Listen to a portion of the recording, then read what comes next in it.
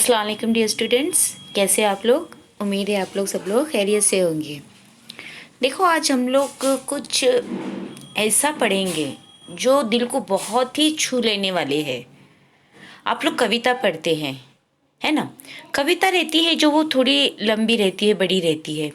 ये कविता का ही एक अलग पार्ट है जो दोहे कहलाता है। दोहे जो रहते हैं वो सिर्फ 2 लाइन्स के होते हैं, 2 लाइन के होते हैं। ठीक है। आप लोग देखेंगे शायरी होती है, नज्म रहती है, पोएम रहती है। तो शायरी जो रहती है वो कोई 2 लाइन की होती है या 4 लाइन की होती है। पोएम रहती है, जो कविता रहती है वो थोड़ी बड़ी रहती है, 4 लाइन की होती है, 8 लाइन की होती है, 12 लाइन की होती है, 10 लाइन की होती है, इस तरह से होती है। लेकिन ये जो दोहे होते हैं वो सिर्फ 2 लाइन के होते हैं। लेकिन ये 2 लाइन भी जो रहती है वो हमारे दिल को छूने वाले रहते हैं, जो बहुत ही हमारी मतलब हमारी लाइफ से, हमारी ज़िंदगी से बहुत मुतासिर होते हैं। ठीक है। देखो, यहाँ पर आपको एक वॉच दिया गया है। हाँ, ये जो है वो कैसा है, समय समय के बारे में बताया गया है, वक्त के बारे में बताया गया है। बीता हुआ समय कभी भी हमारी ज़िंदगी में वापस नहीं आता। एक मिनट हो, एक सेकंड हो, लेकिन अगर वो बीत गया है, वो हमारी ज़िंदगी से चला गया है, वो दोबारा कभी भी नहीं आएगा, है ना। ये तो आप लोग अच्छी तरह से जानते हैं कि बीता हुआ वक्त कभी लौट कर नहीं आता हमारी ज़िंदगी में। जो आने वाला वक्त है उसके बारे में भी हम कुछ नहीं कह सकते कि वो हमारी ज़िंदगी में आएगा या नहीं। जो प्रेजेंट है, जो चल रहा है, वही हमारा हकीकत है, वही हमारा सच है, वही उसके ऊपर ही हम कुछ भी कर सकते हैं। इसीलिए कभी भी जो काम हमको अब करने का है उसको उसी वक्त कर लेना चाहिए। ये नहीं सोचने का कि चलो ये काम है, ये मैं कल कर लूँगी इंशाल्लाह, ऐसा करके कभी भी नहीं सोचने का। क्यों? क्योंकि जो आने वाला वक्त है उसकी कोई गारंटी नहीं होती है, उसका कोई भरोसा नहीं होता है कि वो वक्त, आने वाला वक्त हमारी ज़िंदगी में आएगा भी या नहीं। क्योंकि मौत जो है वो किसी को बोलकर नहीं आती। जो भी मतलब है हमारे साथ में जो होने वाला है वो हमको उसके बारे में बिल्कुल भी नहीं मालूम पड़ता है कि क्या होने वाला है, कैसा होगा, क्यों होगा, ये हम नहीं जानते हैं। इसीलिए क्यों हम लोग कल के ऊपर बात को रखें कि हाँ चलो ये काम हम लोग कल कर लेंगे, आज देखा कल देखा जाएगा, आज क्या करने का, आज हम लोग खेलेंगे कूदेंगे मस्ती करेंगे, ऐसा करके हम लोग सोचते हैं। लेकिन एक बात हमेशा याद रखो, जो वक्त बीत गया है, जो वक्त चला गया है, वो तुम्हारी ज़िंदगी में हो या मेरी ज़िंदगी में हो या किसी और की भी ज़िंदगी में हो, वो कभी वापस नहीं आने वाला है। तो ये जो है वो ये जो कबीर दास है, उनका क्या कहना है कि देखो यहाँ पर लिखा है, काल करे सो आज कर, आज करे सो अब, समय यूं ही बीत जाएगा, तू अमल करेगो कब। ये यहाँ पर दिया है, इसको ट्रांसलेशन करके दिया गया है कि कल जो करने वाला है वो अब कर, अब जो करने का, कल जो करने वाला है वो आज कर, आज जो करने वाला है वो अब कर। क्योंकि समय जो है वो बीतता ही चला जाता है। समय कैसा रहता है, उसको ऐसा लगता है कि जैसे पंख लगे हुए हैं, बस वो उड़ता ही जा रहा है, उड़ता ही जा रहा है, उड़ता ही जा रहा है, वो कहीं भी नहीं रुकता। समय याद रखना, हमेशा कभी भी नहीं रुकता, कहीं भी नहीं रुकता, किसी के लिए भी नहीं रुकता। समय को कोई भी नहीं खरीद सकता। देखो, काल करे सो आज कर, आज करे सो अब, पल में परलय होएगो, बहुरी करेगो कब।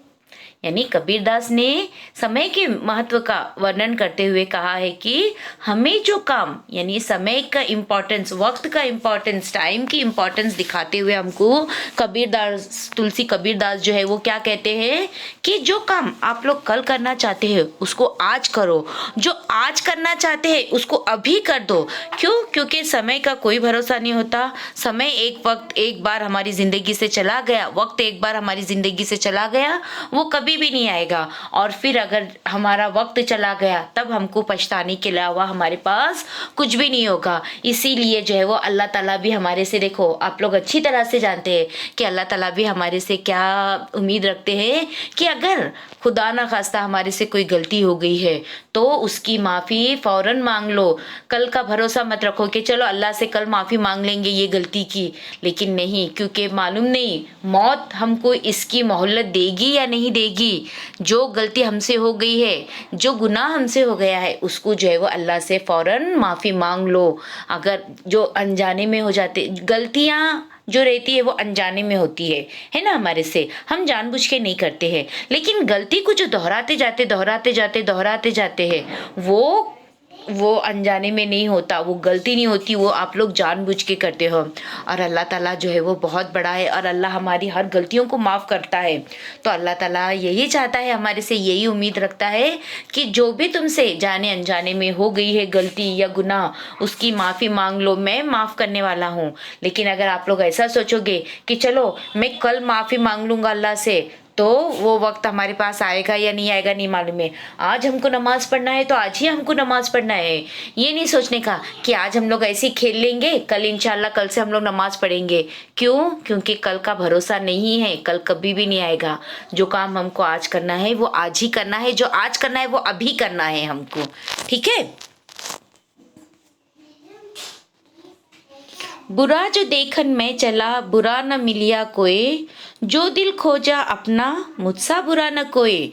देखो हम लोग इंसान जो है वो क्या करते हैं, अपनी गलतियों को तो हम लोग नज़रअंदाज कर देते हैं। हम अपनी गलतियों की तरफ तो देखते भी नहीं है कि हम क्या गलती कर रहे हैं, हम कहाँ गलत जा रहे हैं, हमसे क्या गुनाह हो रहा है करके। लेकिन अक्सर हम लोग दूसरों में क्या खोजने के लिए जाते हैं, दूसरों में क्या तलाश करते हैं, दूसरों की गलतियों को ढूंढते हैं हम लोग, दूसरों की गलतियों को तलाश करते हैं हम लोग। लेकिन अगर अपन लोग दूसरों की गलतियों को तलाश करेंगे तो हमको मतलब उनमें तो हमको कोई गलती नजर ही नहीं आएगी, उनकी हमको अच्छाई दिखती जाएगी। जो उनमें बेस्ट क्वालिटीज है, जो उनमें गुड क्वालिटीज है, वही हमको दिखेगा।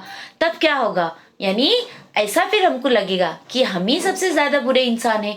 देखो दुख दर्द तकलीफ भी कैसी रहती है, ऐसी रहती है। हमको क्या लगता है कि बाप रे हम लोग ही बहुत दुखियारे दुनिया में है, हमसे ज्यादा दुख कोई नहीं है। लेकिन जब आप दूसरों के दुख देखने जाओगे, आप दूसरों को देखने जाओगे, तब आपको पता चलेगा कि इससे ज्यादा दुख तो हमसे ज्यादा दुख तो उसको है, उससे ज्यादा दुख किसी और को होगा, ऐसा। तो उसी तरह से अगर आप लोग अपनी गलतियों को छुपा के, अपनी गलतियों को नजरअंदाज करके दूसरों की गलतियों को तलाशने जाओगे, आपको उनमें कोई गलती नजर नहीं आएगी, बल्कि आप अपने आप को वहां पर छोटा महसूस करोगे।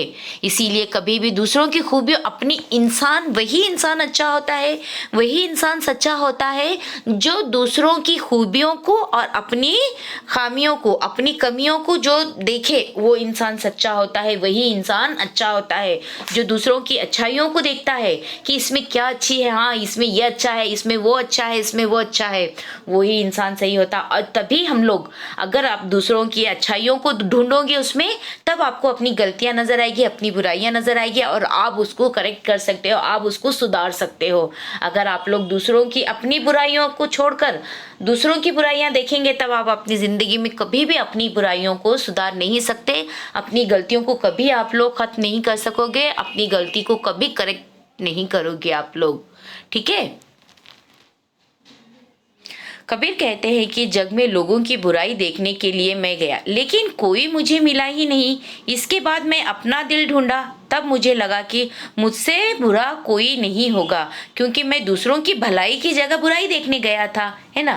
तो अगर हमें ये बुराई होने की वजह से ही नहीं कि हम दूसरों की बुराई देख रहे हैं। अगर हम अच्छे होते, अगर हम सच्चे होते, तब हम क्या करते, उसकी अच्छाई को देखते कि वो क्या अच्छा काम कर रहा है, ठीक है।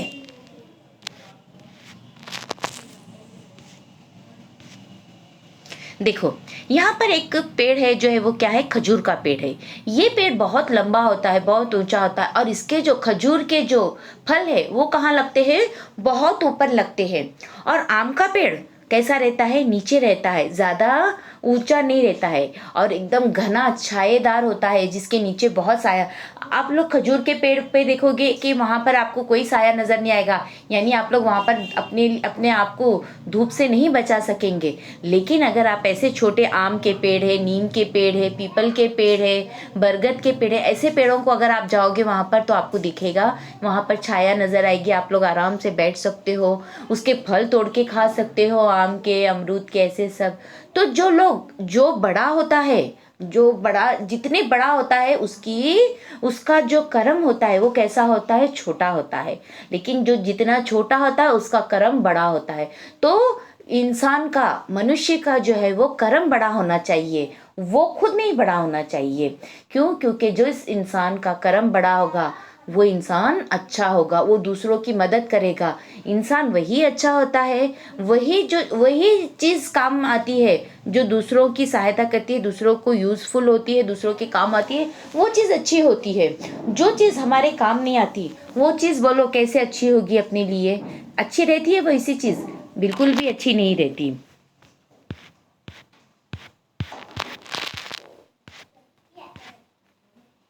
बड़ा हुआ तो क्या हुआ, जैसे पेड़ खजूर, पंथी को छाया नहीं, फल लागे अति दूर। सिर्फ बड़ा होने से कोई फायदा नहीं। जैसे खजूर का पेड़ भी बड़ा है लेकिन उसे किसी को छाया नहीं मिलती, फल भी अति दूर लगते हैं। इसका मतलब है दूसरों की भलाई करने वाला ही बड़ा आदमी होता है। देखो, मैंने जैसा बोली आपको कि वही इंसान जो दूसरों की मदद करता है, जो दूसरों की सहायता करता है, जो दूसरों के लिए उपयोगी हो, वो चीज़ फायदेमंद होती है और वही चीज़ अच्छी होती है। जो हमारी मदद नहीं कर सके, जो हमारा साथ नहीं दे सके, जो हमारे लिए कुछ नहीं कर सके, तो बताओ आप लोग कि वो इंसान अपने लिए कैसा अच्छा हो सकता है, वो इंसान अपने लिए कैसा सही हो सकता है? चाहे वो कितना भी बड़ा हो, चाहे वो कितना भी करोड़पति हो, लेकिन जो दूसरों को एक टाइम खाना नहीं दे सके, जो दूसरों की एक टाइम मदद नहीं कर सके, जो दूसरों को सहायता नहीं कर सके, वैसे इंसान का बड़ा होना कोई उपयोगी नहीं है, वैसे इंसान का बड़ा होना कोई फायदा नहीं है। देखो, यहाँ पर आपको दिखेंगे दो पक्षी है जिनके दोनों के कलर काले हैं। एक तो कोयल है और एक तो कौवा है। तो इन कोयल आप लोगों ने पहले भी पढ़े है कि कोयल जो है वो मीठी बोल बोलती है, इसीलिए सारी दुनिया जो है वो क्या करती है, उसको अपनाती है। और कौवा जो है वो काय काय काय काय करता है, इसके लिए उसको लोग जो है वो मार कर भगाते हैं, कोई उसको पसंद नहीं करता है। लेकिन कोयल के मीठे गीत जो अपने मन को अच्छे लगते हैं, जो अपने को भाते हैं, सब लोग उसी चीज़ को पसंद करते हैं। तो कोयल और कौवे में ये अंतर होता है। तो उसी तरह से ऐसी बानी बोलिए मन का आपा खोए, औरन को शीतल करे आप ही शीतल होए। मीठी बानी बोलने से औरों के सुख और अपने तन को शीतलता प्राप्त होती है, क्योंकि मीठी बानी बोलने से मन का अहंकार समाप्त हो जाता है। ये हमारे तन को शीतलता प्रदान करती है और सुनने वालों को भी सुख की अनुभूति कराती है। इसीलिए सदा दूसरों का सुख पहचानने वाली और अपने को शीतलता प्रदान करने वाली मीठी वाणी बोलना चाहिए। देखो, मीठी वाणी यानी मीठे बोल। आप अगर किसी को भी एक बात के दो मतलब, एक मतलब रहते हैं बात का, दो मतलब रहते हैं बात के, लेकिन अपन उसको बोलने का एक ही मतलब रहता है, लेकिन बोलने का अंदाज हमारा अलग अलग होता है। जैसे अगर मुझे आपसे कोई काम करवाना है, मैं अगर आप लोगों को बोलूँगी प्लीज़ मेरा ज़रा ये काम कर दो, जैसे अगर मुझे पानी का एक गिलास चाहिए, तो मैं क्या बोलूँगी आप लोगों को, मैं किस तरह से बोलूँगी आपको, प्लीज़ मेरे लिए एक गिलास पानी लेकर आइए। तो आप लोगों को कितना अच्छा लगेगा, आप लोग का मन होगा कि जाऊँ, चलो जल्दी जल्दी जाके मैं मैडम के लिए पानी लेकर आऊँ। मैडम कितना रिक्वेस्ट से, कितना अच्छे से बोल रहे हैं। लेकिन अगर मैं ऐसा बोलूँगी, ए उठो, जाओ मेरे लिए पानी लेकर आओ, देखो ये कितना गंदा लगता है, ये कितना बुरा लगता है, हमको हर्ट होता है। क्या अपने मन में, भले आप लोग मजबूरी से जाकर लेकर तो आओगे मेरे लिए पानी, लेकिन क्या आपके दिल में वो इज्जत रहेगी मेरे लिए? क्या आपके दिल में वो प्यार रहेगा मेरे लिए? नहीं, बिल्कुल नहीं रहेगा। बल्कि हमारे लिए, उनके दिल में हमारे लिए घृणा होगी, नफरत होगी। छी, ये कोई मैडम है, इनको तो बात करने का भी तरीका नहीं है, कोई इस तरह से बात करता है क्या, करके जो है वो क्या करेंगे, लोग मुझसे नफरत करने लगेंगे। लेकिन मैं अपनी ज़बान मीठी रखूंगी। मीठे का मतलब ये नहीं होता है कि मैं लड्डू, पेड़े, गुलाब जामुन, जिलेबी, खवा ऐसा सब बोलूँगी, नहीं। बल्कि मेरी बात जो रहेगी कैसी रहेगी, सॉफ्ट रहेगी, नरम रहेगी, मीठी रहेगी, अच्छी रहेगी, जो आपको बोलते बराबर आपके दिल को छू ले, वैसी बानी बोलना चाहिए, वैसी बात करनी चाहिए हमेशा।